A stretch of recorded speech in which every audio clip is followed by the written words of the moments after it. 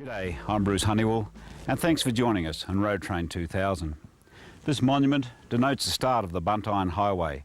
It runs from here all the way south, about 165 kilometres to Top Springs. We'll be heading down to Top Springs shortly, and from there out to Victoria River Down Station to load 5 road trains of cattle, and we'll haul those cattle to Darwin for the live export trade. Road Trains of Australia, or RTA, is the company that's carrying out this lift. RTA has an ownership ancestry going back to Noel Buntitled himself. The Buntitled Highway was named after Noel Buntitled, one of the fathers of the road train movement in the Northern Territory, Australia, indeed the world. This road out to VRD and Wave Hill has literally carried millions of cattle over the years. Today, this first stretch is a narrow bitumen, and it's a far cry from the early days where old-timers talk about a 100-kilometre stretch taking 12 hours to cross. Top Springs is a tiny, remote settlement in the Victoria River District. It's little more than a pub and a roadhouse.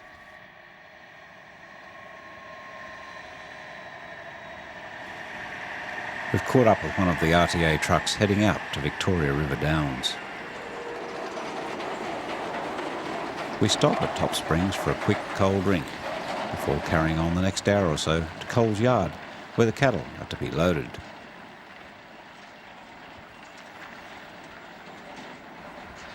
Loading the road trains with cattle starts mid-afternoon, just when the breeze takes the sting out of the heat of the tropical day.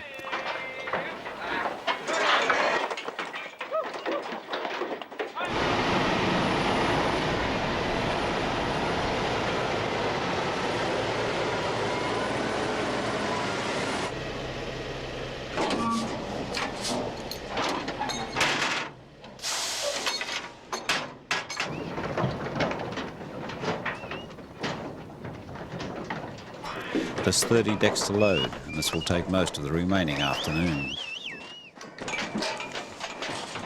Victoria River Downs, or VRD, is a cattle station steeped in the history of the Northern Territory. Today, John Brosnan is the manager. VRD currently is owned by Janet Holmes Court, which is an incorporation of Heytesbury Beef. We run under that company. Janet owns approximately 7 other stations as well as VRD. Currently VRD is 4,500 square kilometres, which we run 35,000 head of cattle.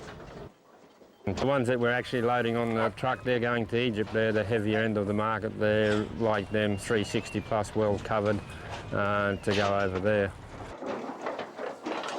Kenny Smith is the RTA road boss for this lift. He works the main gate, overseeing the loading process. And similarly, station manager John Brosnan keeps an eye on his stock workers. We employ 25 people here.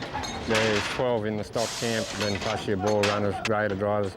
We operate a store, a post office back at the main homestead, and yeah, 25 employees, that's it, yeah. We're a breeding station. We also take our cattle through to fatten them for the Asian market. We run 14,000 breeders. We have a calving percentage of 80% every year. So it's a pretty big operation just with the one stock camp. The mob we're loading now, they're sort of 2-year-old steers. We'll weigh them in Darwin. They'll probably average out 410, 420 kg.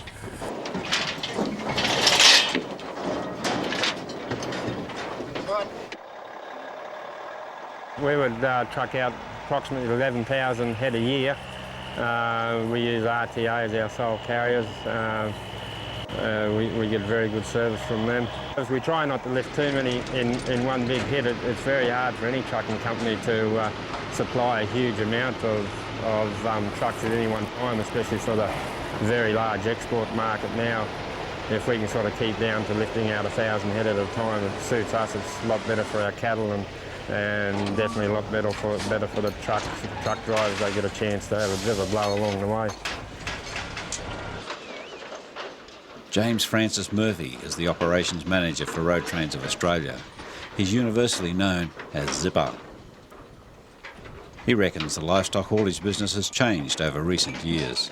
The exporters don't tend to depot cattle no more. It's more direct ship from property to ship, which makes it very difficult for us, you know. Pressure from animal welfare lobbies has also forced change. I think it's improved 100%. Like a lot of the big pastoral houses are going for quality assurance. We're in the process of having QA, you know, we're just getting audited now. A lot of our drivers are ex-station people, like they've handled cattle like long before they come to us. And, you know, we've had a program involved where we put young fellas out the station first to learn about cattle, handling of cattle and all that before they even start driving, you know. So it has improved 100%, you know. Welfare of cattle are our main aim is to sort of look after the cattle and get people working for us that do know something about cattle and that sort of business. It's sort of something you've got to follow and you just keep trying to improve it all the time. The trucks are loaded and start on the 750 kilometre run to Darwin. The track from VRD is slow, hot and dusty. These conditions on dusty roads challenge the most experienced drivers. Hit a washout too fast here and it can mean disaster coming from a broken axle or a collapsed suspension. A breakdown like this would mean cattle having to wait in scorching heat until another truck could be sent out for transshipping.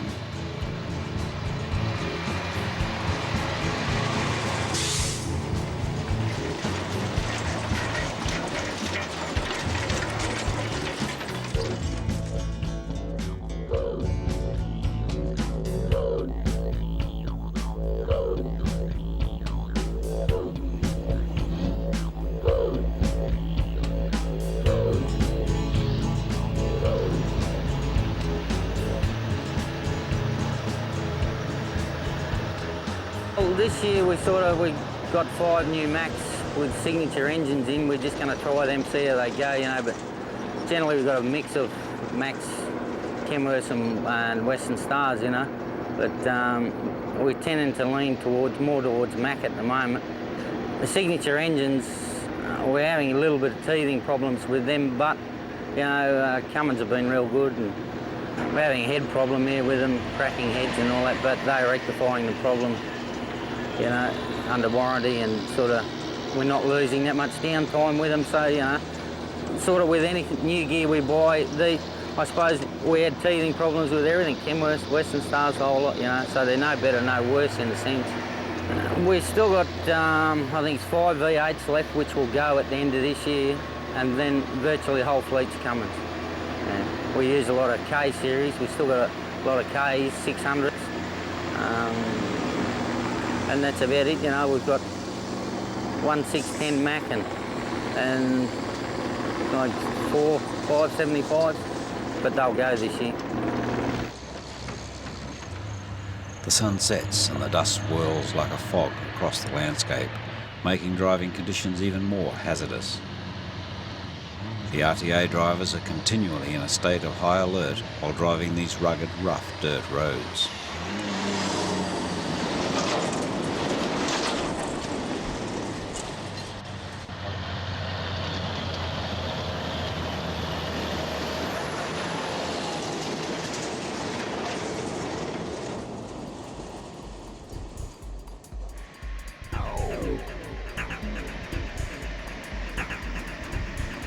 It's well after dark before the trucks get back to Top Springs, still with 600 kilometres to Darwin.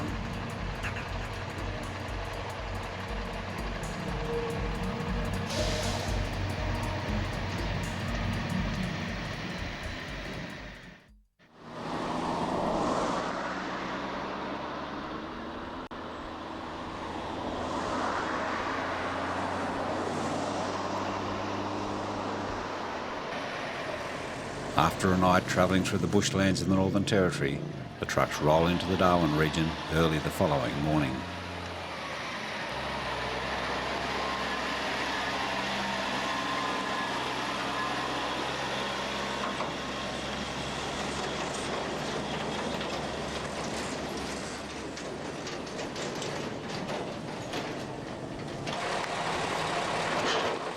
The cattle are unloaded into holding yards all within 30 kilometres of the Darwin wharf. The cattle are watered and fed in the yards and held as the mob grows to more than 6,000, waiting for the arrival of the cattle ship at the weekend.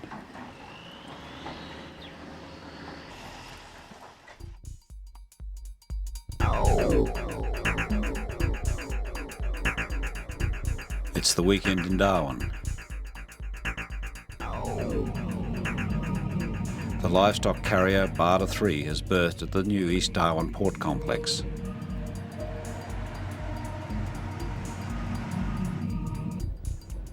Saturday afternoon, in the Darwin hinterland, the road trains gather in large numbers.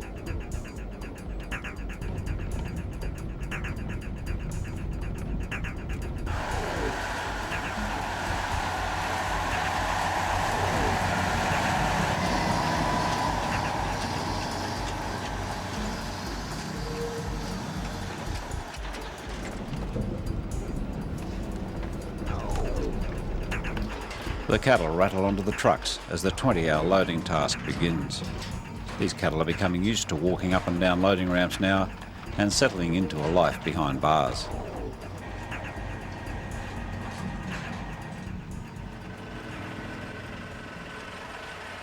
Before transshipping to the cattle carrier, the loads are weighed at Darwin Wharf's weighbridge.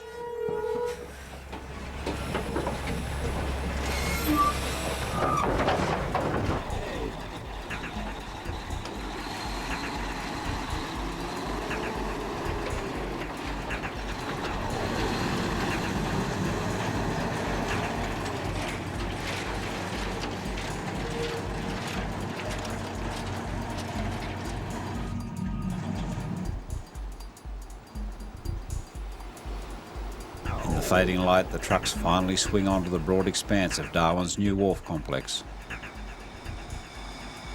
Pastoral company Wesfarmers Dalgety has taken on the contract to organising the supply of cattle to the ship. John Fraser is the Wesfarmers Dalgety manager from Katherine. Well, Dalgety is contracted to Livestock Shipping Service from Perth to coordinate the supply of a bit over 6,000 head of cattle to load the ship here today, and we've done that through our Katherine office with some assistance from Mount Isa. Yeah, we've covered most of the Northern Territory and stuck into a little bit of Queensland to fill the ship. Of course, with 6,000 cattle, you need a lot of trucks, you need a lot of coordination to sort of get 6,000 cattle on one wharf at one time. So, yeah, it's been spread over a 2-week period, and we've sort of had cattle in hand here for the last 4 days, rehydrating them in the local export yards.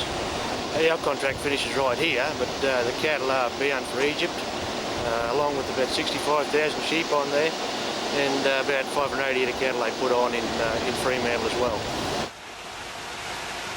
The trucks work through the night as every available road train works the short loops from the holding yard to the ship.